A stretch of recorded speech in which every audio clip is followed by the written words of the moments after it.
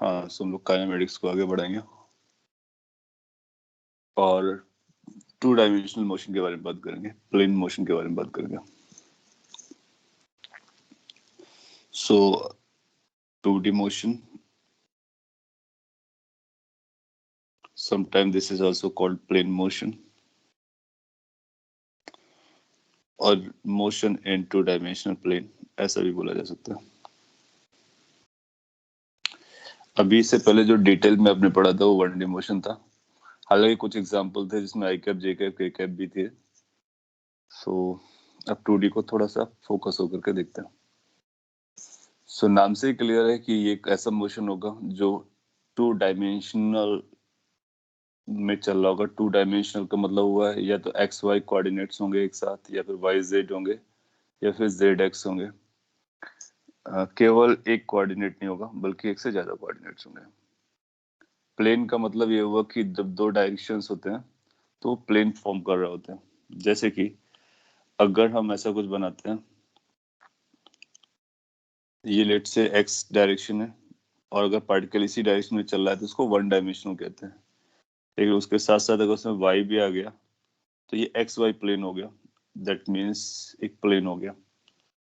और कोई ऑब्जेक्ट आपका अगर इस तरह से चलता है तो वो स्ट्रेट लाइन में जा रहा होता है, इस तरह से चलता है तो स्ट्रेट लाइन में जा रहा होता है।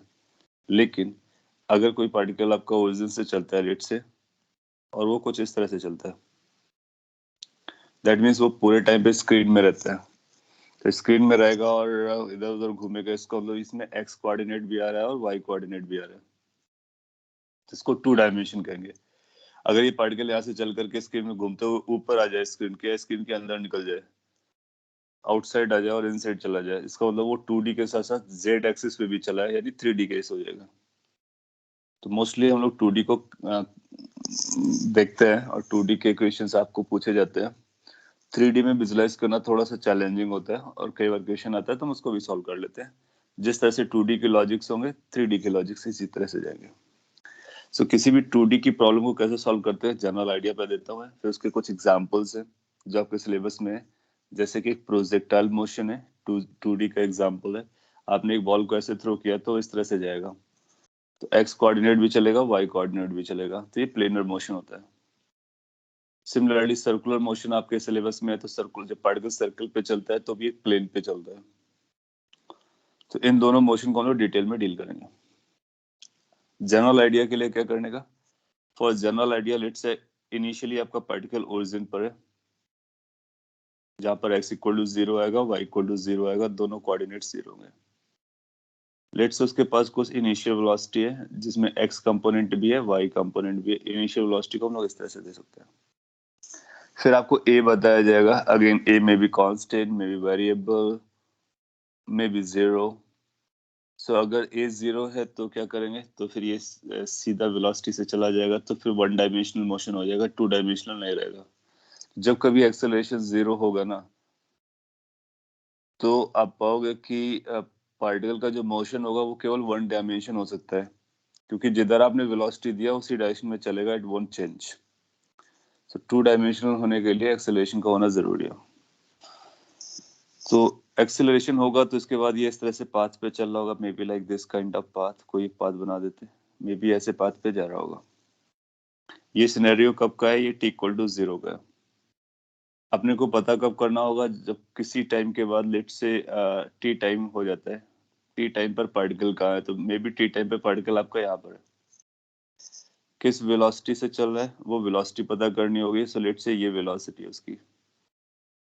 किसी भी इंस्टेंट ऑफ टाइम पर जो वेलोसिटी होती है ना, वो पाथ के टेंजेंशियल होती है, तो ये टेंजेंशियल टू द पाथ हो गई इंस्टेंटेनियस वेलोसिटी। और अपने को ये पता करना होगा इसका पोजीशन कितना होगा, यानी कितना डिस्टेंस चला, कितना डिस्प्लेसमेंट चला। तो डिस्टेंस निकालना तो इस एक्चुअल पाथ की लेंथ को कैलकुलेट करने के बराबर होगा, जो कि टफ जाएगा। लेकिन डिस्प्लेसमेंट बताने के लिए हमको इनिशियल पॉइंट से फाइनल पॉइंट को ज्वाइन कराना होगा ये। सो ये अपने को डिस्प्लेसमेंट बताएगा, पोजीशन बताएगा basically with respect to initial. हम चाहें तो इसको ऐसा भी बोल सकते हैं कि ये जो पॉइंट है इसके कोऑर्डिनेट्स जो रहे होंगे, ये जो पॉइंट इसके कोऑर्डिनेट्स x, y रहे होंगे। What is the meaning of x? x का मीनिंग होगा कि अगर आप इसको प्रोजेक्शन नीचे डालते हो तो ये 90 डिग्री में जो बनेगा लाइन, ये x को इंडिकेट कर रहा होगा, ये y को इंडिकेट कर रहा होगा, और ये r को इंडिकेट करेगा। सो r को बताना मतलब x y को पता करना, और x y पता होगा तो r को हम बता सकते हैं। कैसे?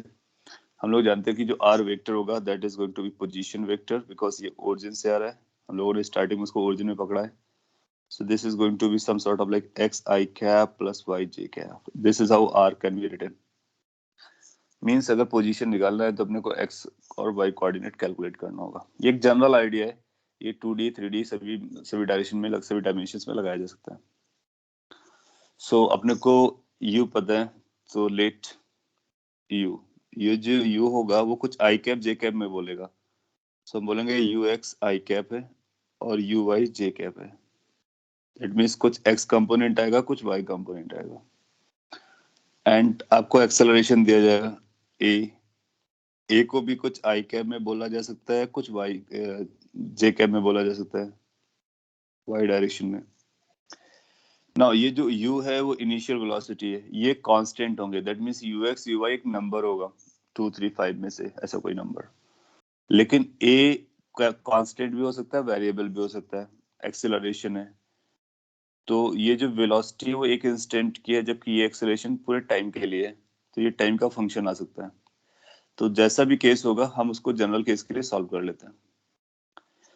अब आपको करना क्या है, आप चाहो तो डायरेक्टली सॉल्व कर लो और चाहो तो इनडायरेक्टली सॉल्व कर लो। I mean like components wise solve करो या फिर अदरवाइज सॉल्व करो। डायरेक्टली कैसे सॉल्व करना होता है वो तो हम लोगों ने बताया था कि अगर v निकालना होता है तो हम लोग लिखेंगे u plus integration a dt, इस तरह से करके उसको सॉल्व करेंगे तो वेलोसिटी डायरेक्टली आ जाती है। फिर पोजीशन निकालने के लिए हम लोग क्या करते हैं, एक बार v आ जाएगा तो पोजीशन निकालने के लिए ओरिजिन से जा रहा था तो ये ओरिजिन से था, तो ये बनेगा इंटीग्रेशन v dt निकल के आएगा। ये जनरल सोल्यूशन है किस एक साथ सॉल्व करने के लिए। अगर अपने को u और a पता है तो यहाँ से v निकालेंगे, यहाँ से r निकालेंगे, सॉल्व हो जाएगा। बट हम लोग अभी क्वेश्चंस को जब सॉल्व करेंगे तो दूसरा वे प्रेफर करेंगे जिसमें x कंपोनेंट अलग से सॉल्व करेंगे, y कंपोनेंट अलग से सॉल्व करेंगे। तो हम लोग जनरली क्या करने वाले हैं, हम लोग ऐसा बोलने वाले x component of motion.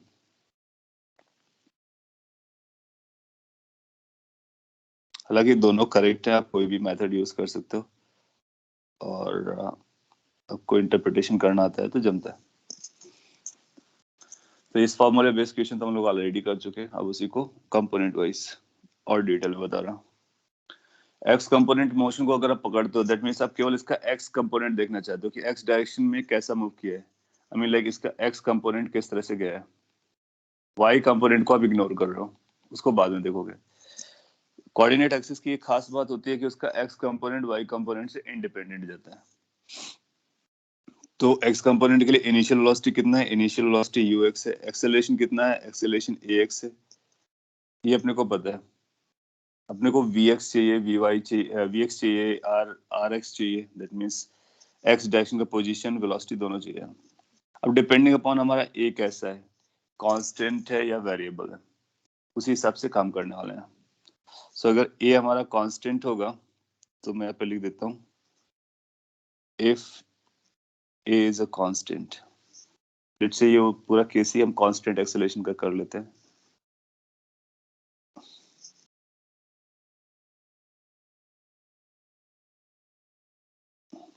Assume कर ले रहा कि ax हमारा कांस्टेंट है, तो vx क्या आ जाएगा, तो हम लोग लिख सकते हैं vx is equal to ux plus ax into t. That's how velocity अपने को पता चल जाएगी। अगर कांस्टेंट नहीं होता तो फिर हम डिफरेंशिएट और इंटीग्रेट करके निकालते हैं। पोजीशन कैसे निकल के आएगा, x की वैल्यू आ जाएगी ut plus half A T square लगाते हैं तो u की जगह ux लिखेंगे, t की जगह t लिखने का, प्लस हाफ ए एक्स टी स्क्वायर। बेसिकली वही इक्वेशन जो हम लोग जानते हैं उन्हीं को अप्लाई कर देने का। एक बार उन इक्वेशन को अप्लाई करोगे, एक्सेलरेशन जनरली कांस्टेंट रहेगा, और अगर कांस्टेंट रहता तो ये अप्लाई करेंगे, नहीं कांस्टेंट रहता तो इंटीग्रेट करके हम vx और x को कैलकुलेट करते हैं। सॉल्व हो गया, vx निकल आ गया, x निकल आएगा। तो हम लोग क्या करेंगे, y कंपोनेंट ऑफ मोशन को पढ़ेंगे, y component of motion.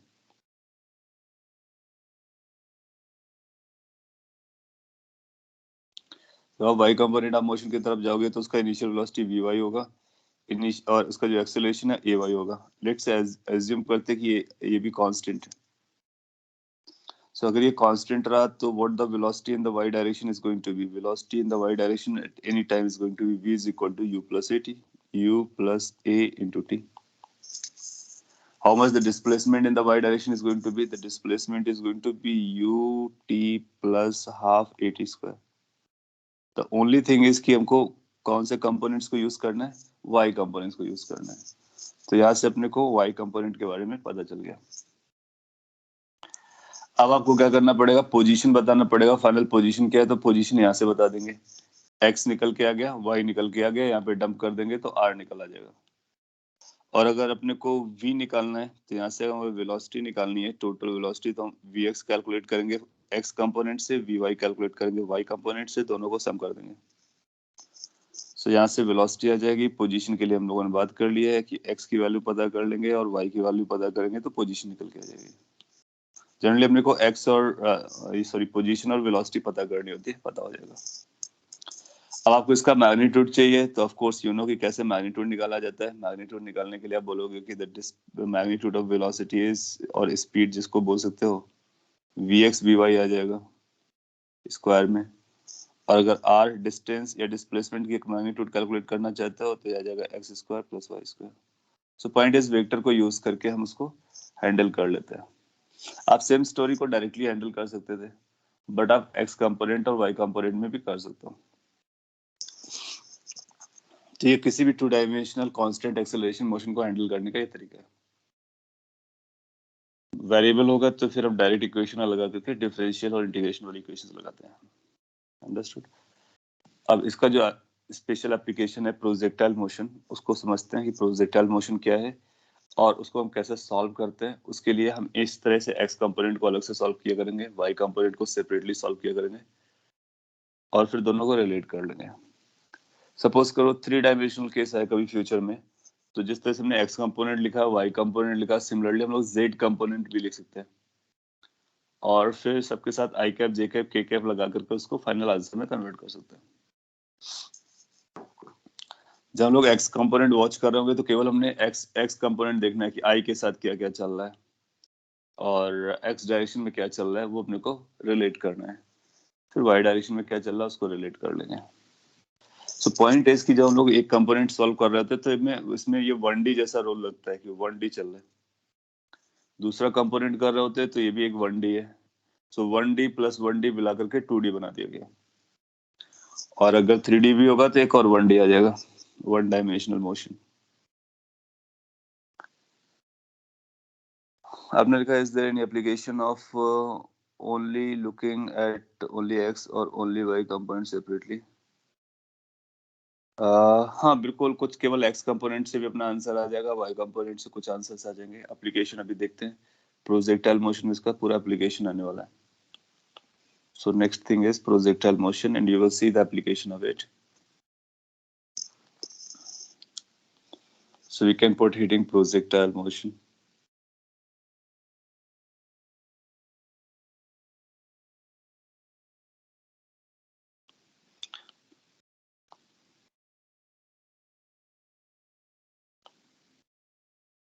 Projectile motion के प्रैक्टिकल एग्जांपल बहुत सारे हैं, जैसे कि आप प्लेइंग ग्राउंड पर होते हो और आप बॉल को थ्रो करते हो दूसरे प्लेयर की तरफ, तो the way you throw a ball that's अ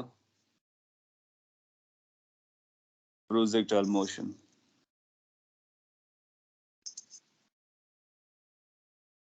आपने बोला just to make thing easier, ये हम लोग इस तरह से सॉल्व करते हैं ताकि अपने को रिलेट करना आसान हो। यस, चीजें आसान लगे, उस तरह से कर सकते, इसलिए इसको हम लोग विजुलाइज करते हैं। और कंडीशंस कई बार हमने को ऐसा पता होगा कि पार्टिकल हमारा एक्स कोऑर्डिनेट इतना पर है, तो बताइए वाई कोऑर्डिनेट कितना है। दैट मीन्स अगर हमको एक्स के बारे में इंफॉर्मेशन है तो हम वाई के बारे में इंफॉर्मेशन बता सकते हैं, या फिर वाई में कोई कंडीशन अपने को गिवन है तो उसको हम रिलेट कर सकते हैं, राइट। और अगर ऐसा भी केस हो सकता है लेट से कि ए वाई अपना जीरो हो जाए, यू वाई भी जीरो हो जाए। अगर ये दोनों जीरो हो गए तो फिर केवल हमारे पास एक्स कंपोनेंट ही बचेगा, जो कि 1D हम लोग ऑलरेडी सॉल्व कर चुके हैं। अभी आप ओवर द टाइम इसको रिलेट कर पाओगे डेफिनेटली। लेट्स से कि अपने पास ये ग्राउंड है and there is a particle और बॉल, इसको आपने इधर किक किया है ग्रेविटी में, वर्टिकली अपना थ्रो करके किसी एंगल पे थ्रो किया। तो लेट्स से ये इनिशियल वेलोसिटी है और ये एंगल है थीटा। एवरीबॉडी नोस कि अगर ऐसा आप करोगे तो पार्टिकल का मोशन क्या होगा। पार्टिकल ऐसा स्ट्रेट लाइन पे सीधा चला जाएगा। अब बोलोगे नहीं, अगर ये ग्रेविटी पर है तो पहले अपने को देखना है कि ग्रेविटी किधर है। ग्रेविटी डाउन साइड है, तो ये ग्राउंड हो गया, ये अपवर्ड डायरेक्शन है। तो अगर आप अपवर्ड डायरेक्शन से किसी एंगल में थ्रो करते हो किसी एंगल पर, तो इसका पाथ कुछ ऐसा जाता है। आफ्टर द लेक्चर आप एक बॉल को थ्रो करके देखोगे तो आपको एग्जैक्टली ऐसा पाथ उसका नजर आएगा। ये बहुत जल्दी में जाता है तो आपको विजुलाइज करना मुश्किल होगा। ऐसा लाइन बन के नहीं आएगा, पार्टिकल यहाँ पे दिखेगा, यहाँ पे दिखेगा, यहाँ पे दिखेगा और फाइनली ग्राउंड को हिट करेगा जाकर के। तो ये पाथ है। तो क्या स्ट्रेट लाइन है? नहीं। क्या ये कर्व पाथ है? यस। कर्व पाथ में कौन सा पाथ है? कर्व में बहुत सारे हो सकते हैं। पैराबोला का पोर्शन हो सकता है, सर्कल का पोर्शन हो सकता है, एलिप्स का पोर्शन हो सकता है। किसका पोर्शन है ये? तो हम लोग आगे प्रूफ करेंगे कि पैराबोला का पोर्शन बनता है। हम लोग क्या कर सकते हैं, हम लोग ये बोल सकते हैं कि ये जो यहाँ पे एक डायरेक्शन जा रही है वर्टिकल वाली, इसका नाम वाई डायरेक्शन है और ये डायरेक्शन हमारी एक्स डायरेक्शन है। तो ये 2 डायमेंशनल केस हो गया एक्स और वाई का। टी इक्वल टू 0 पे पार्टिकल हमारा यहाँ पर था। ये लेट से ए पॉइंट है और लैंड जहाँ पे करता है वो बी पॉइंट है। आपसे ऑब्वियस क्वेश्चन पूछेगा कितनी दूर लैंड करेगा, कितनी देर बाद लैंड करेगा, कितना मैक्सिमम हाइट पर जाएगा। ये तो ऑब्वियस पॉइंट्स हो जाएंगे। इसके अलावा कुछ और पॉइंट्स आएंगे लाइक कि कब मैक्सिमम हाइट का हाफ पर होगा, कब वेलोसिटी परपेंडिकुलर होगी और बहुत सारे क्वेश्चंस। सो इन सबको आंसर देने के लिए अगेन हम लोग एक्स कंपोनेंट और वाई कंपोनेंट को सेपरेटली डील करने वाले हैं। तो जब हम इसका एक्स कंपोनेंट के बारे में बात करेंगे तो उसका वेलोसिटी और एक्सेलरेशन सर्च करेंगे। प्रोजेक्टाइल मोशन क्या होता है, तो एक थोड़ा सा स्टेटमेंट या एक छोटा सा ब्रीफ कर देता हूँ। प्रोजेक्टाइल मोशन हम तब बोलते हैं जब किसी पार्टिकल को ग्रेविटी में किसी एंगल पे थ्रो किया जाता है तो उसको प्रोजेक्टाइल मोशन कहते हैं। और ये जो पार्टिकल होता है उसको प्रोजेक्टाइल कहते हैं, इस मोशन को प्रोजेक्टाइल मोशन कहते हैं। सो ऐसा लिख सकते हैं, if a particle is projected or thrown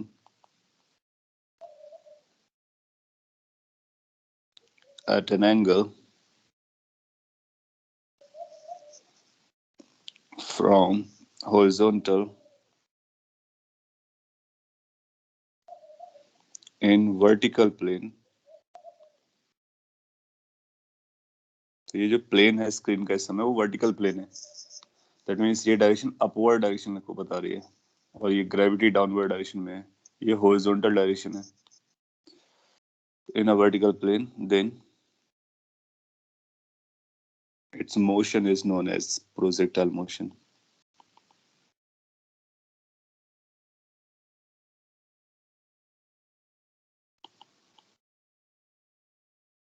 and the particle that you have thrown is known as projectile। तो जो पार्टिकल होता है कई बार उसको हम पार्टिकल ना बोल करके क्या बोलते हैं, पार्टिकल को प्रोजेक्टाइल कहते हैं। तो ये जो प्रोजेक्टाइल है ए से जाकर के बी पे लैंड करने वाला है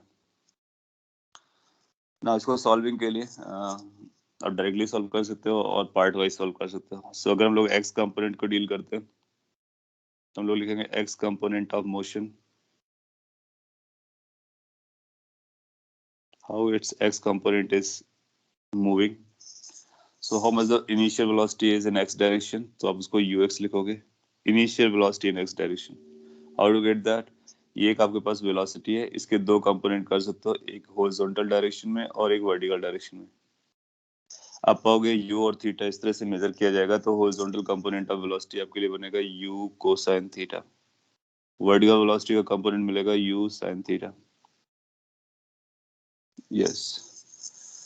मोरओवर एक्सेलरेशन के बारे में देख लेते हैं। तो इसका एक्सेलरेशन केवल डाउनवर्ड है, तो हॉरिजॉन्टल कंपोनेंट ऑफ एक्सेलरेशन कितना हो जाएगा? 0। There is no acceleration in the horizontal direction, acceleration is only on the vertical direction. So अपने को ux के बारे में पता चल गया, that is u cos theta, और ax के बारे में पता चल गया जो कि 0 है। सो एक्स डायरेक्शन में कोई एक्सेलरेशन नहीं रहेगा, तो इसका मतलब प्रोजेक्टाइल का जो मोशन होगा वो एक्स डायरेक्शन में यूनिफॉर्म वेलोसिटी वाला होने वाला है। सिंस ये कांस्टेंट जीरो एक्सेलरेशन वाला केस है जो कि हम लोग ऑलरेडी डील कर चुके हैं कि how to handle zero acceleration, तो एक्सेलरेशन जीरो है, इसका मतलब है वेलोसिटी कांस्टेंट रहेगी। तो किसी भी इंस्टेंट ऑफ टाइम पर अगर आपको वेलोसिटी निकालनी है एक्स डायरेक्शन की, तो उसको हम लिख सकते हैं that's going to be u plus at। a zero है, इसका तो u के बराबर हो जाएगा। That means it is equal to ux। That means it is equal to u cos theta. बहुत छोटा सा पॉइंट है लेकिन बहुत बड़े बड़े क्वेश्चन इससे हो जाते हैं। ये कहना सिंपली ये चाह रहा है कि एक्स डायरेक्शन में वेलोसिटी कांस्टेंट रहता है, वेलोसिटी चेंज नहीं होता है। तो कभी भी अगर आपको वेलोसिटी पता करना हो एक्स डायरेक्शन की, लेट से पार्टिकल आपका यहाँ पर है और आपसे कोई पूछता है ये वेलोसिटी बताइए, तो ये वेलोसिटी का एक्स कंपोनेंट है, एक्स डायरेक्शन की वेलोसिटी है, और इसकी वैल्यू हम डायरेक्टली बता देंगे, इसकी वैल्यू u cos थीटा रहने वाली है जो कि इनिशियली थी। क्यों? क्योंकि एक्स डायरेक्शन में वेलोसिटी चेंज नहीं हो रहा है। बहुत ऑब्वियस क्वेश्चन आप लोगों ने कई बार किया भी होगा, हो सकता है 9th-10th में, कि ये टॉप मोस्ट पॉइंट की वेलोसिटी आपसे पूछता है, तो टॉप मोस्ट पॉइंट पे जो वेलोसिटी टोटल वेलोसिटी होगी वो हॉरिजॉन्टल होगी, और हॉरिजॉन्टल वेलोसिटी कितनी रहती है u cos थीटा। इस पॉइंट पे जो मैंने ड्रॉ किया ये टोटल वेलोसिटी ड्रॉ नहीं किया है, यहाँ पे टोटल वेलोसिटी इधर होगी, तो इसका एक y कंपोनेंट भी आएगा। सो y कंपोनेंट क्या है वो एक अलग कहानी है, लेकिन x कंपोनेंट कितना होगा, u cos थीटा होगा, कहीं भी आप ड्रॉ करो। So simple equation, horizontal direction की वेलोसिटी चेंज नहीं होती है। ये थ्योरेटिकली भी पूछ लेता है कि प्रोजेक्टाइल मोशन में हॉरिजॉन्टल की वेलोसिटी, हॉरिजॉन्टल डायरेक्शन की वेलोसिटी बढ़ती है, कम होती है, क्या होता है? आप बोलोगे कांस्टेंट रहता है। साथ ही साथ हम एक और पॉइंट पता कर सकते हैं कि किसी भी टाइम पर इसका डिस्प्लेसमेंट कितना होगा हॉरिजॉन्टल डायरेक्शन में। तो डिस्प्लेसमेंट मतलब x कांस्टेंट वेलोसिटी से चल रहा था, तो s is equal to ut plus half ad square में a अपना जीरो हो जा रहा है, तो ये ux इंटू टी के बराबर आ रहा है, और ux कितना है, u cos थीटा, और t का मतलब t। इसका, तो इसका जो डिस्प्लेसमेंट है x डायरेक्शन का वो टाइम के साथ ऐसा चलेगा। So that is your position. So अगर हमारा सपोज कर लीजिए टी टाइम पे पार्टिकल यहाँ पर है, ये टी टाइम की स्टोरी है, कोई भी टी टाइम की। सो इसका x कंपोनेंट हम लोगों ने सॉल्व कर लिया, दैट मीन्स यहाँ से यहाँ तक का जो डिस्टेंस है x वो अपने को पता चल गया, कितना है, u cos theta into T.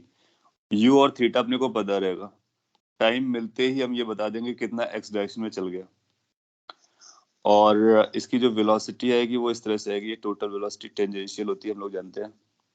उसका x कंपोनेंट अपने को पता चल गया, x component is going to be constant and that will remain u cos theta। आधा जॉब बाकी है, उस जॉब पे अपने को क्या पता करना है, ये y कोऑर्डिनेट कितना आएगा वेलोसिटी का, साथ ही साथ अपने को ये भी पता करना है ये y डायरेक्शन की लेंथ कितनी आएगी। उन पॉइंट्स को भी हम लोग पता करने वाले हैं। तो ये अपना vy होने वाला है, और इसकी हाइट को y बोलने वाले हैं, वो y कोऑर्डिनेट से आ जाएगा। आपने कुछ लिखा है, so there will never be acceleration in the x component.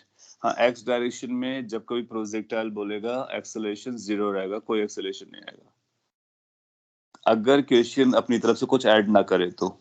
अगर ऐसा ऐड करता है कि लेट्स से कि इधर विंड ब्लो कर रहा था, विंड की वजह से एक्सेलरेशन आ गया, तो विंड की वजह से एक्सेलरेशन आएगा तो उसको यहाँ पे रखेंगे और इन इक्वेशन को चेंज कर लेंगे। नॉर्मल क्वेश्चंस में acceleration will remain zero in the x direction. Now let's come in the y component, y direction, y component of motion.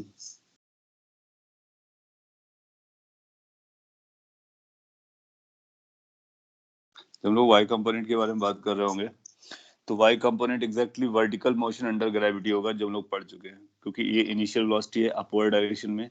तो पार्टिकल y डायरेक्शन में कैसे जाता है, पहले अपवर्ड जाएगा फिर वापस आएगा, अपवर्ड जाकर के वापस आता है, लेकिन यहाँ पर क्या कर रहा है, वो x पर भी चल रहा है, तो धीरे धीरे अपवर्ड जा रहा है, अपवर्ड जा रहा है, अपवर्ड जा रहा है, ये मैक्सिमम लोकेशन पे पहुंच गया, फिर वो डाउनवर्ड आ रहा है, डाउनवर्ड आ रहा है, डाउनवर्ड आ रहा है, और जीरो डिस्प्लेसमेंट पर वापस आ गया।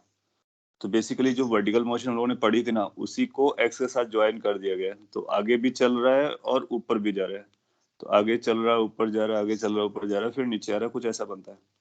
इसीलिए इसको इस तरह से ग्राफ बनाते हैं, इसका पिक्चर बनाते हैं, पाथ। एनीवे, सॉल्व करने के लिए क्या करेंगे, अब बोलोगे initial velocity in the vertical direction, so you है, यू वाई कितना दिख रहा है, u sin theta.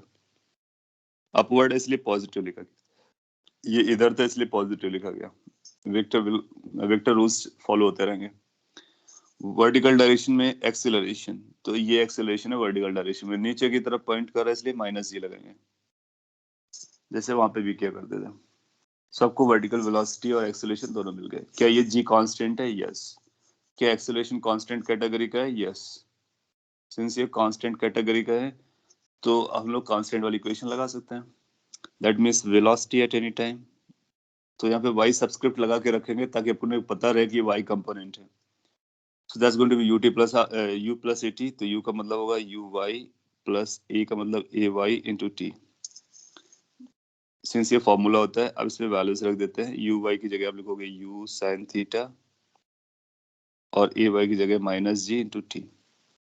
So this equation is the next equation which will let us know what is the velocity in the vertical direction is at any instant of time. इस velocity को अगर ध्यान से देखोगे तो इनिशियली जब time zero होगा तो ये पॉजिटिव होगा, यानी ऊपर की तरफ होगा। फिर धीरे धीरे टाइम बढ़ेगा तो ये लास्ट वाला नंबर बढ़ना स्टार्ट होगा। एक टाइम आएगा जब ये दोनों बराबर हो जाएंगे, that means v y zero हो जाएगा। फिर उसके बाद ये टाइम बढ़ने की वजह से नेगेटिव आने लगेगा ओवरऑल। तो वो बेसिकली ये बता रहा है कि पहले ये पार्टिकल यहाँ पर होगा तो इसका वर्टिकल कंपोनेंट इधर आएगा क्योंकि टोटल कंपोनेंट इधर है। सो वर्टिकल कंपोनेंट पहले ज्यादा होगा फिर कम होगा। ये जब टॉप मोस्ट पोजीशन पर आओगे तो वेलोसिटी टोटल हॉरिजॉन्टल हो जाएगी, तो वर्टिकल कंपोनेंट जीरो हो जाएगा। उसके बाद वर्टिकल कंपोनेंट नीचे की तरफ आना स्टार्ट हो जाएगा। तो ये पॉजिटिव और नेगेटिव दोनों आने वाली है। फर्स्ट हाफ में पॉजिटिव रहेगी, सेकेंड हाफ में नेगेटिव रहेगी।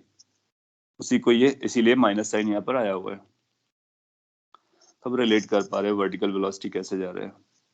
इसके बाद अपने को ये भी पता करना है कि वर्टिकल डिस्प्लेसमेंट यानी वाई कितना रहा होगा। तो उसके लिए हमारे पास एक दूसरी इक्वेशन है। कौन सी इक्वेशन है? S is equal to u t plus half b d square. So that is y is equal to u y t plus half a y t square. इस पे वैल्यूज रख देते हैं। वाई का मतलब हमारे लिए वाई रहेगा, यू वाई का मीनिंग है u sine theta, t a y का मतलब है माइनस जी, तो ये आएगा माइनस जी टी स्क्वायर।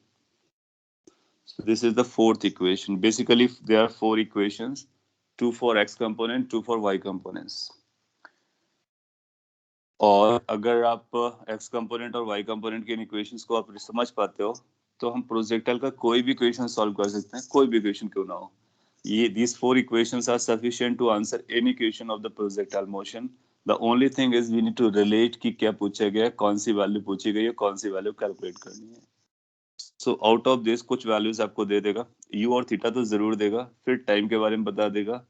तो यू और थीटा और टाइम पता चल गया तो हम वी एक्स निकाल सकते हैं, वी वाई निकाल सकते हैं। इसको निकालने के बाद टोटल वेलोसिटी पता चल जाएगी। एक्स निकाल सकते हैं, वाई निकाल सकते हैं, तो टोटल डिस्प्लेसमेंट पता चल जाएगा और फिर उससे रिलेटेड सारी इंफॉर्मेशन अपने को मिल जाएगी। यहाँ पर जो x होगा वो हॉरिजॉन्टल डायरेक्शन का डिस्प्लेसमेंट है, y होगा वर्टिकल डायरेक्शन का डिस्प्लेसमेंट है।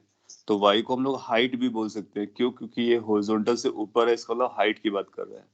तो y को हाइट भी बोला जा सकता है, height above the ground.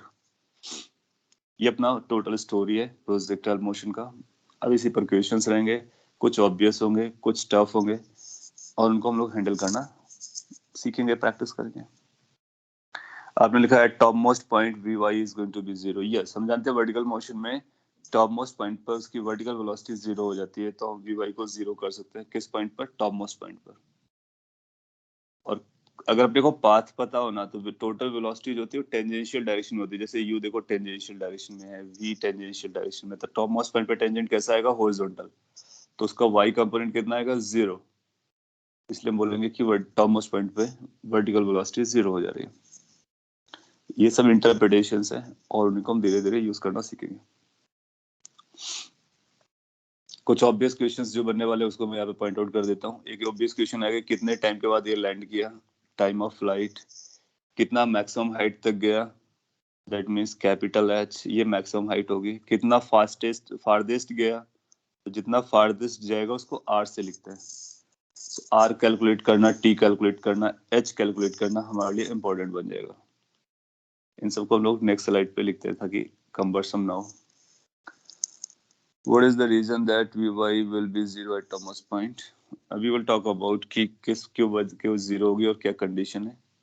So पहले ऑब्वियस पॉइंट्स को हम लोग समझ लेते हैं, तो उसका एप्लीकेशन भी करेंगे कि टॉप मोस्ट पॉइंट पे वेलोसिटी क्यों जीरो होती है और कैसे यूज की जाती है. So let's say horizontal ground है. इस हॉरिजॉन्टल ग्राउंड पर आपने एक पार्टिकल को प्रोजेक्ट किया, प्रोजेक्टाइल को किसी इनिशियल वेलोसिटी u से, और एंगल थीटा था. सो ये इस तरह के प्रोजेक्टाइल यानी पैराबोलिक पाथ पे जाएगा. ये पाथ जो होता है वो पैराबोलिक होता है, उसको भी प्रूफ करेंगे, फिर उसको याद रखेंगे. टी इक्वल टू जीरो पर आपने इसको थ्रो किया, टी इक्वल टू टी पर लैंड करेगा. ये जो मैक्सिमम हाइट है मिड पॉइंट पर होगी, h होगी, और ये जो डिस्टेंस है वो r होगी. ये ऑब्वियस क्वेश्चंस है, उनको समझते हैं. तो जैसे कि अपने को टाइम ऑफ फ्लाइट निकालना है, तो मैं इनको हेडिंग में लिख देता हूँ, टाइम ऑफ फ्लाइट. ये फॉर्मूला बन जाएंगे, उनको आप याद रखोगे. टाइम ऑफ फ्लाइट को हम लोग कैपिटल टी से लिखते हैं. सपोज करो हमको टाइम ऑफ फ्लाइट निकालना है. सो इसका मतलब क्या होगा? इसका मतलब ये होगा कि हमारे पास जो चार इक्वेशन है उनमें से कोई ऐसी इक्वेशन पकड़नी है जो हमको टाइम ऑफ फ्लाइट दे दे. तो उससे पहले अपने को ये सोचना है कि टाइम ऑफ फ्लाइट में जब पार्टिकल यहाँ पे लैंड कर रहा है बी पर, तो कंडीशन क्या जा रही है. तो क्या आपको ये समझ में आ रहा है कि जब ये बी पर लैंड करेगा तो उस समय ये एक्स एक्सिस के ऊपर होगा, यानी ग्राउंड के ऊपर होगा. तो उस समय वाई कोऑर्डिनेट क्या हो जाएगा? जीरो. तो वाई कोऑर्डिनेट को जीरो करने से जो टाइम आएगा वो हमारा टाइम ऑफ फ्लाइट बन जाएगा. तो आप देखोगे कि ये जो इक्वेशन है वाई वाली, तो हम लोगों को वाई वाली इक्वेशन पकड़नी है. वाई वाली इक्वेशन ये है. इस इक्वेशन में अगर हम वाई को जीरो सब्स्टिट्यूट करते हैं तो वहां से अपने को टाइम मिल जाएगा. तो वाई और टी वाली इक्वेशन हमने पकड़ लिया से.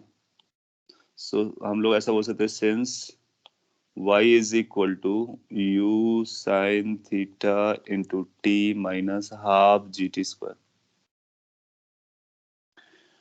और जब ये लैंड बैक करेगा तो y की वैल्यू क्या हो जानी चाहिए? जीरो. तो जैसे हमने y को जीरो सब्स्टिट्यूट किया तो अपने को मिलेगा zero is equal to u sine theta t minus half g t square. इसको और भी सिंप्लीफाई करोगे तो अपने को मिलेगा t within the bracket u sine theta minus half g t equal to zero. यहाँ से आपको t की दो वैल्यूज मिलने वाली हैं. क्या क्या? या तो t जीरो आएगा, या फिर t की वैल्यू कुछ इस वाली इक्वेशन से आएगी, या फिर आएगा u sin theta minus half g t is equal to zero. This will further will say t is equal to 2u sin theta by g. Now आप देखोगे इस पूरे मोशन में y कोऑर्डिनेट कब कब जीरो है. एक तो इनिशियली जीरो था जब थ्रो किया गया था, तो t इक्वल टू जीरो आना ऑब्वियस था, तो t इक्वल टू जीरो आया. दूसरा कब जीरो हो रहा है? जब वो बी पर लैंड किया है, वो टाइम ये निकल के आया. तो क्या हम बोल सकते हैं टाइम ऑफ फ्लाइट है? यस. इसका मतलब इसका जो टाइम ऑफ फ्लाइट है वो 2u sin थीटा बाई जी से बताया जा सकता है. तो हम लोग कंक्लूड कर देंगे कि जो टाइम ऑफ फ्लाइट है t, टाइम ऑफ फ्लाइट क्या होता है मैंने एक बार आपको बोला है, this is the time up to which the particle remains in air. तो यहाँ से ग्राउंड को छोड़ता है, हवा में रहता है, हवा में रहता है, फिर से ग्राउंड में आया, उसी को हम टाइम ऑफ फ्लाइट कहते हैं. So it's basically twice u sin theta by g. अच्छा, अगर आप ध्यान से ऑब्जर्व करो तो u sin थीटा कौन सा कंपोनेंट था? क्या ये हॉरिजॉन्टल कंपोनेंट था? नहीं. क्या ये वर्टिकल कंपोनेंट था? यस. इसका मतलब ये कितनी देर हवा में रहता है किस कंपोनेंट पे डिपेंड करता है? वर्टिकल कंपोनेंट पे डिपेंड करता है, हॉरिजॉन्टल पे नहीं. और अगर हम चाहें तो इसको ऐसे भी लिख सकते हैं, this is basically 2 times velocity in the vertical direction divide by G. Initial velocity in the vertical direction divide by G. और अगर आपको याद हो तो जब हम लोगों ने वर्टिकल मोशन पढ़ा था ग्रेविटी के लिए, तो उसमें जो टाइम ऑफ फ्लाइट आया था वो भी यही आया था 2u बाई जी. लेकिन u का मतलब हमारे लिए कौन सा u? The u which is in the vertical direction. So अगर आपको वर्टिकल डायरेक्शन की वेलोसिटी पता हो, कंपोनेंट पता हो, तो आप टाइम ऑफ फ्लाइट डायरेक्टली निकाल सकते हो 2u बाई जी से, जहाँ पर u का मतलब velocity in the vertical direction. और दैट मीन्स ये जो टाइम ऑफ फ्लाइट होता है वो एक्स डायरेक्शन के मोशन से इन्फ्लुएंस नहीं होता है. और इसी पॉइंट को यूज कराकर आपसे कोई क्वेश्चन पूछ सकते हैं, तो हम बोलेंगे कि वर्टिकल डायरेक्शन पर ही टाइम ऑफ फ्लाइट डिपेंड करता है। कॉपी कर लीजिए, सिंपल है, मैंने ज्यादा डिटेल में लिख दिया है। सॉल्व करने के लिए आपको पोजीशन पता था बी का, आई मीन वाई कोऑर्डिनेट, उसको 0 किया, इक्वेशन अपने को पता था, दोनों से सॉल्व करके टी निकाल लिया।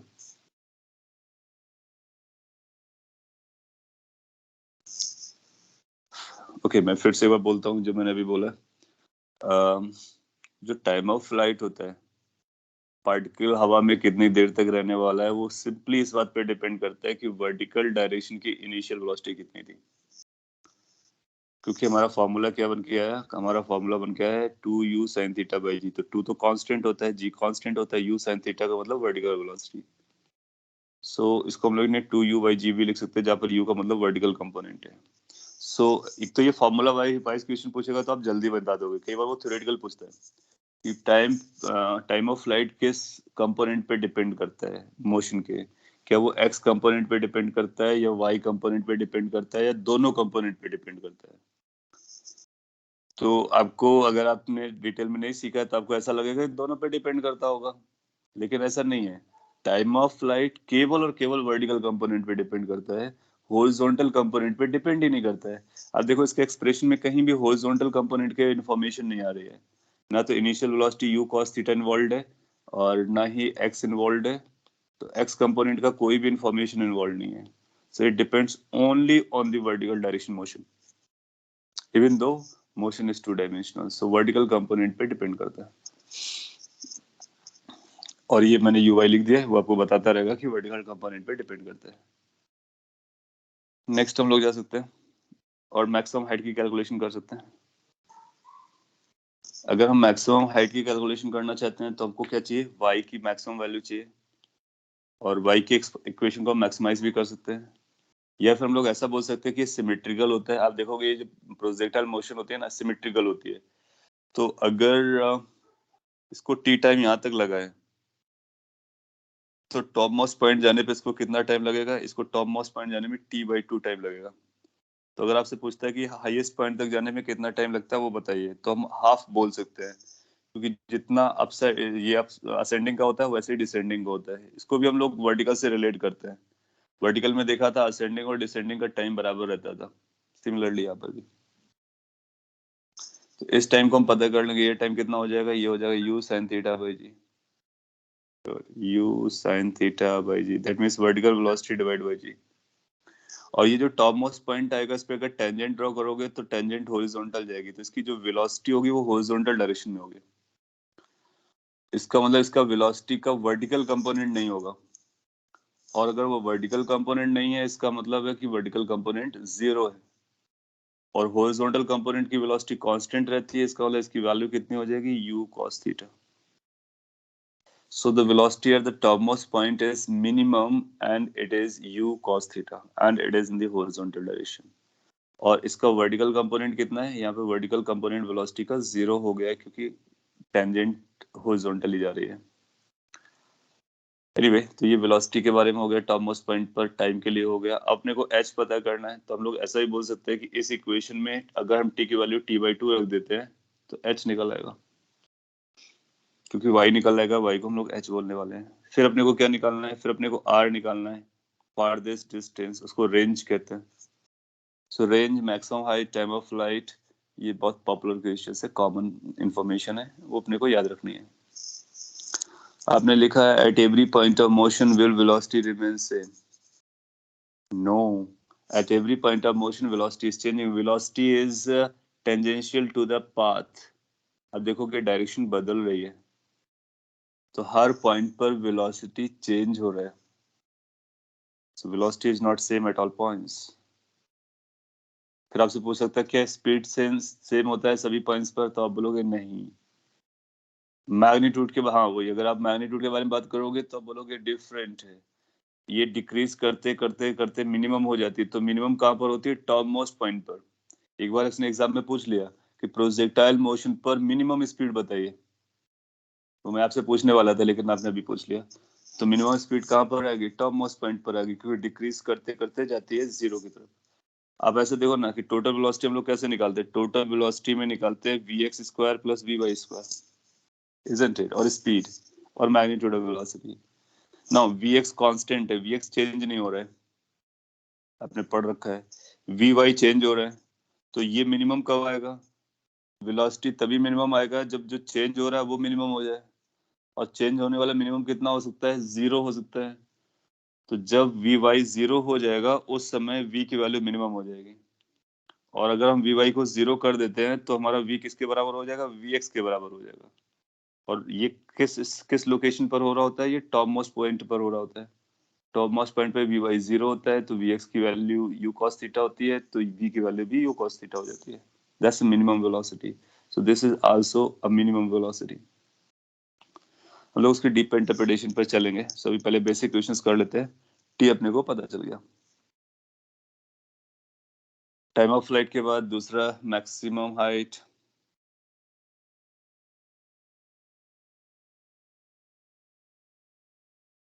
तो मैक्सिमम हाइट कितना अचीव करने वाला है? 10 कैपिटल एच। सो हम लोग बोल सकते हैं कि मैक्सिमम हाइट किस टाइम पर आ रही है।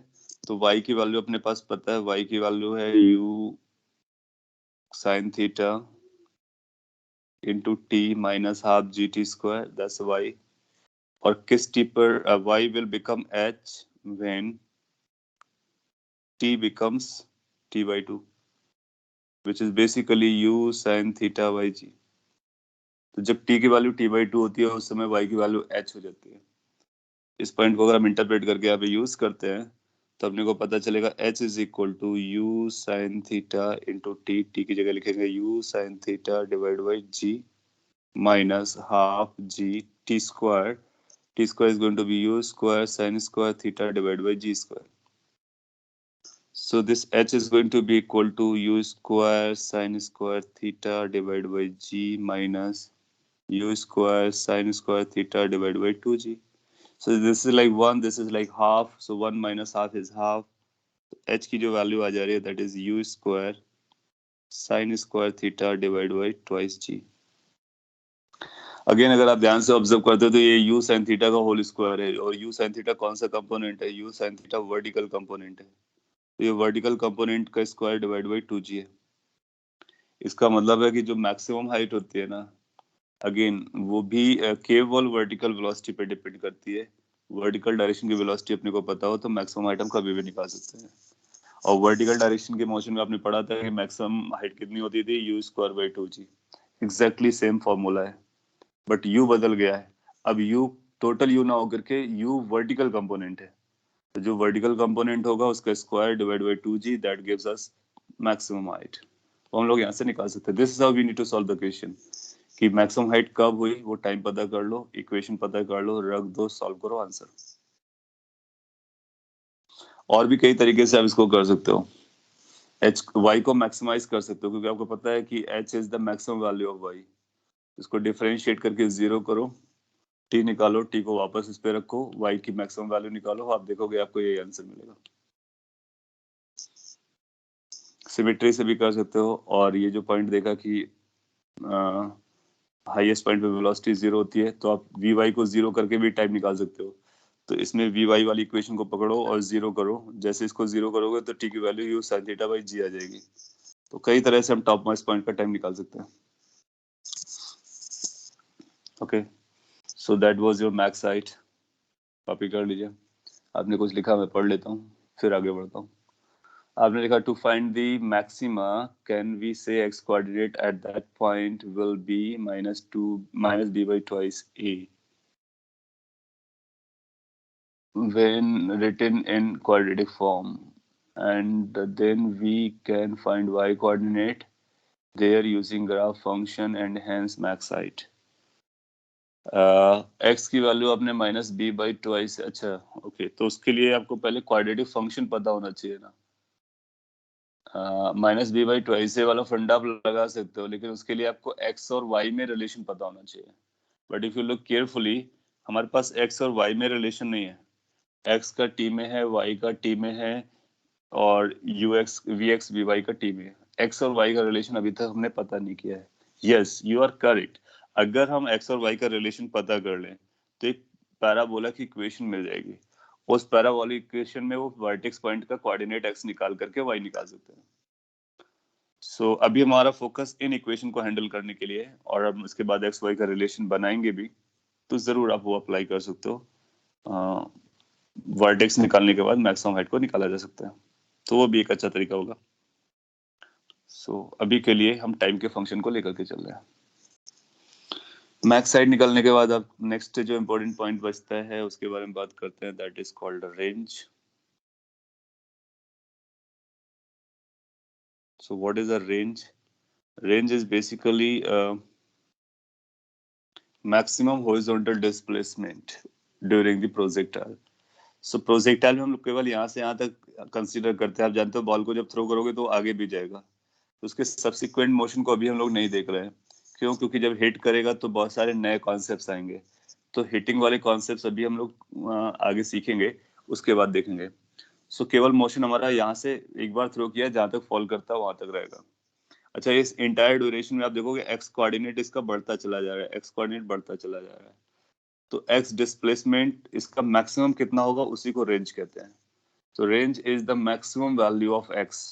Maximum height is the maximum value of y. तो y की maximum value तो निकाल लिया, अब अपने को x की maximum value निकालनी है। Now come to these equations. कहीं आपको x पता चल रहा है तो आप बोलोगे यस x हमको पता है एक इक्वेशन में। अब इसी x की वैल्यू को मैक्सिमाइज करना है, तो मैं यहाँ पे लिखता हूँ, पहले इसकी डेफिनेशन लिख देता हूँ। It is maximum horizontal displacement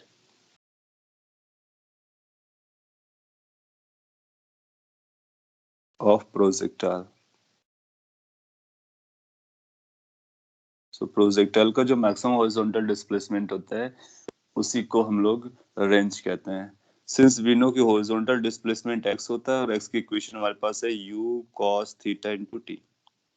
क्या आप बता सकते हो कि how we can maximize this x? यहाँ से अगर x को मैक्सिमाइज करना हो तो what we should use? Okay, let me see, wait for your opinion. We want x to be maximum, how we can handle that?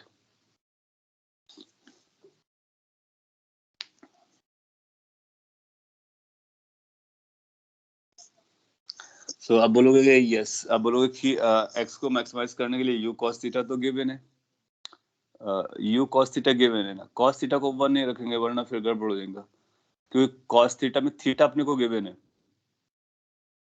आपको आपको question से रिलेट करना है। Theta is given, u is given, so we can not change u, we can not change theta. हम cos theta 1 तब use करते हैं जब हमको थीटा चेंज करने की सिचुएशन होती है, या हम उस एबिलिटी पर होते हैं कि थीटा को चेंज करें। तो एक बार अगर आपने प्रोजेक्टाइल थ्रो कर दिया तो थीटा और यू दोनों फिक्स है, तो अगर हमको x को मैक्सिमाइज करना है तो t को मैक्सिमाइज करना पड़ेगा। और पूरी जर्नी में जो मैक्सिमम टाइम है वो अपने को पता है क्या है, टाइम ऑफ फ्लाइट। तो हम ऐसा बोल देंगे कि when t becomes capital T, x becomes r।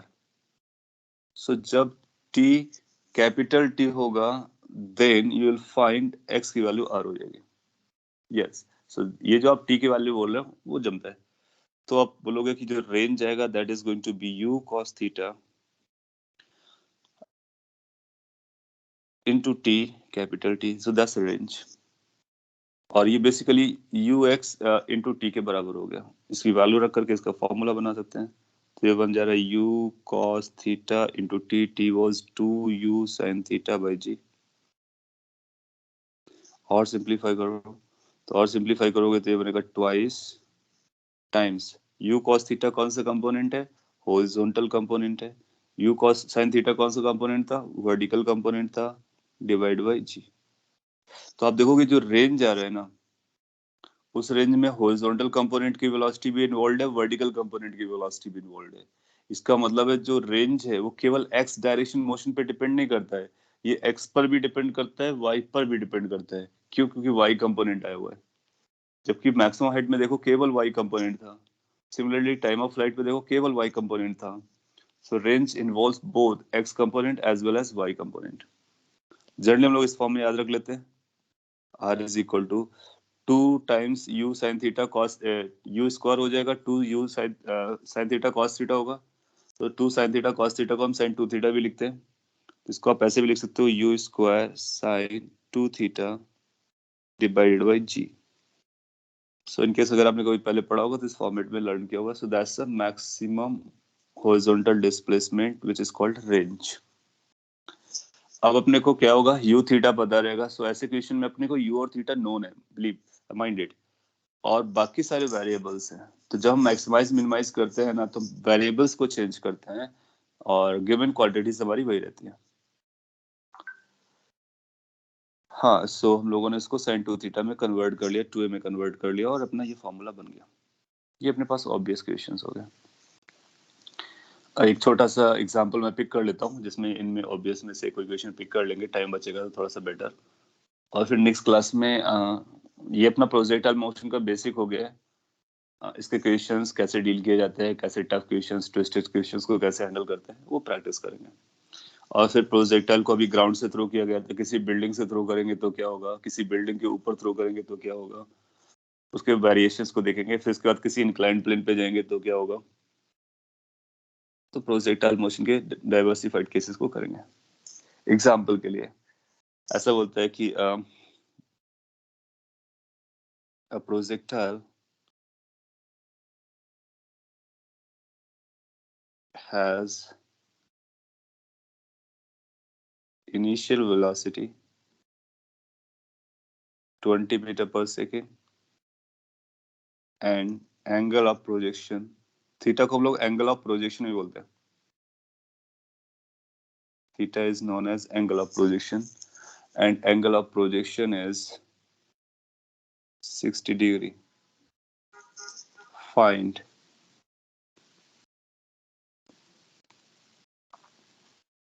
number 1 time of flight। सो अपने को उसका टाइम ऑफ फ्लाइट पता करना है। अगर आपको ये इंफॉर्मेशन दिया जाए, जी की वैल्यू आप 10 ले सकते हो in most of the cases, तो टाइम ऑफ फ्लाइट कैलकुलेट कर सकते हैं हम लोग।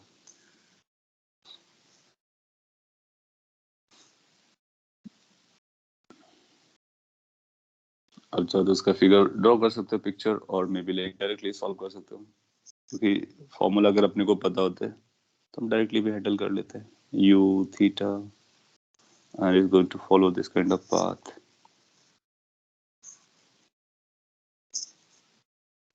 सो आपने सॉल्व किया तो आपको टाइम ऑफ फ्लाइट की एक डेफिनेशन पता थी, 2 times u sin theta divide by g। 2 was 2, u was 20, sin 60 divide by g is 10।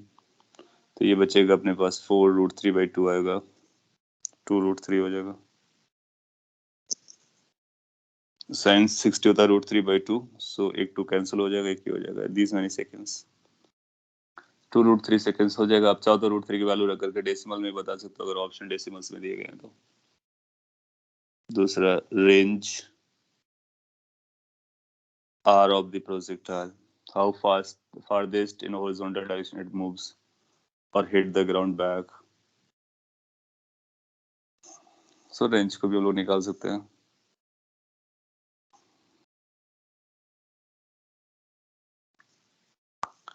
So not to से कि आप इसको सॉल्व कर लोगे, ये आएगा u स्क्वायर sin 2 थीटा। आप चाहो तो sin 2 थीटा को 2 sin थीटा cos थीटा लिख सकते हो, चॉइस आपकी है। और या फिर वैसे भी सॉल्व करोगे तब भी चलेगा, g की वैल्यू 10 हो जाएगी। नाउ u स्क्वायर अपने को पता है 400 बनने वाला है, और ये 2 है, ये √3/2 बनने वाला है, और ये 1/2 बनने वाला है, और ये 10 बनने वाला है। जब आपस में सिंपलीफाई करोगे 4 से 4 कैंसिल हो जाएगा, एक ये कैंसिल हो जाएगा, 10√3 जैसा कुछ दिख रहा है, मीटर्स में आ जाएगा, 20√3 आ रहा है। 20√3 आएगा, एक 2 मैंने मिस कर दिया। यू पीपल आर करेक्ट, एक 2 मिस हुआ, so 20√3 metre is going to be the correct answer. Good. फिर आपसे पूछ सकता है कि मैक्सिमम हाइट बताइए, तो आप मैक्सिमम हाइट ही बता सकते हो। मैं तीसरा मैक्सिमम हाइट एक बार लिख देता हूँ, एच बताइए। तो जब आप एच को पता करना चाहोगे तो एच की वैल्यू लिखोगे u square sin square theta upon 2g। You square का मतलब हुआ 400 साइन स्क्वायर थीटा। साइन 60 का स्क्वायर करोगे तो √3/2 का स्क्वायर आ जाएगा, डिवाइड बाई 2 इंटू जी। जी को टेन लिख सकता हूँ। सिंप्लीफाई करने का, जब आप इसको सिंप्लीफाई करोगे तो ये 20 से 20 कैंसिल हो जाएगा, तो 20 बचेगा, इंटू 3/4 हो जाएगा, तो 5 इंटू 3 आ जाएगा, 15 मीटर आ जाएगा। Calculations are going to be simpler, and you can handle those calculations to get your answers. एक लास्ट पार्ट इसी में ऐड कर देता हूँ। Find minimum and maximum speed during motion. So during motion अपने को minimum और maximum speed पता करना है। So पहला एक आंसर देना जिसमें v की मिनिमम वैल्यू बतानी है, दूसरा एक आंसर देना जिसमें v की मैक्सिमम वैल्यू बतानी है। So how much the minimum speed during the motion is going to be? Speed बोलो या फिर मैग्नीट्यूड ऑफ वेलोसिटी बोलो, क्योंकि इंस्टेंटेनियस में दोनों बराबर होते हैं। तो जब ये पार्टिकल यहाँ से चलता है, चल करके यहाँ पे लैंड करता है, इस इंटायर जर्नी में how much was the minimum speed and how much was the maximum, दोनों बताना है। आपने एक 10 बोला है, दूसरा 20 बोला है। ओके, सो मिनिमम के बारे में हम लोग पहले बात करते हैं।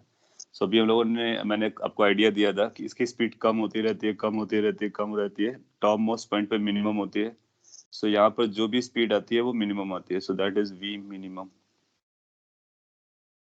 और जो आपने स्टार्टिंग में थ्रो किया था दैट वाज वी मैक्सिमम, क्योंकि मैक्सिमम यहाँ पर था, कम होते होते बढ़ गया।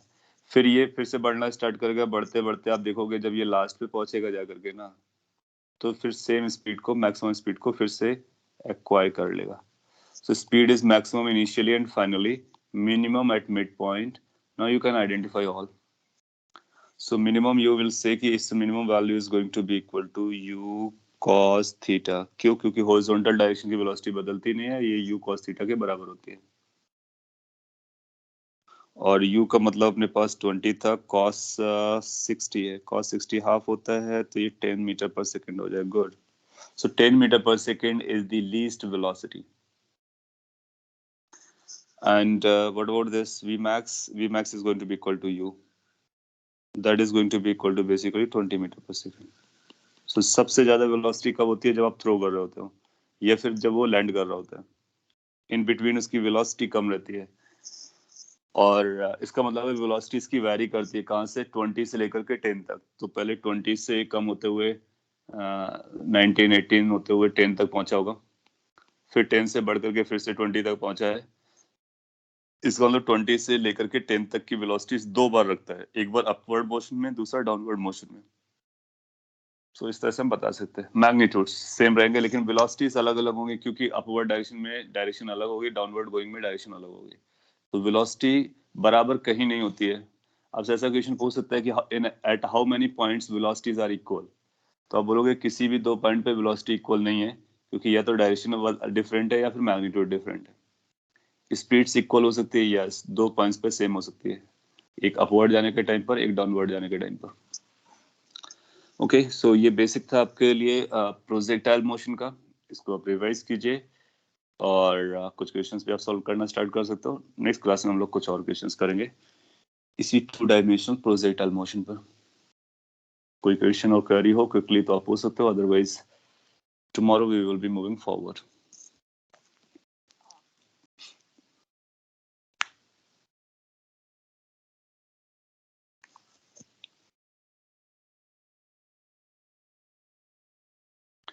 Okay, so that's all for the day. Thank you guys. Have a great time. See you tomorrow.